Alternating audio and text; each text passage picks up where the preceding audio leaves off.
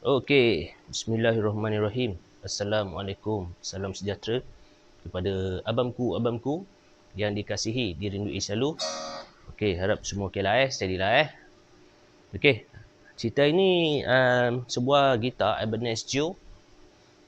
Dia warna satin black. Alright.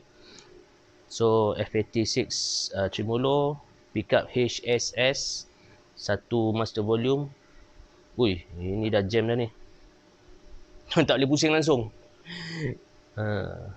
So 5-way level switch, jumbo frets. Ini lebih kurang geran saya dalam 2.5 2.6 mm. Dia tak berapa besar sangat tapi dia agak tinggi lah, sederhana tinggi. Ini Ibanez Geo, so ni headstock dia. Right, so owner ni nama owner ni adalah abang Badrul Hisham, sekitar KL.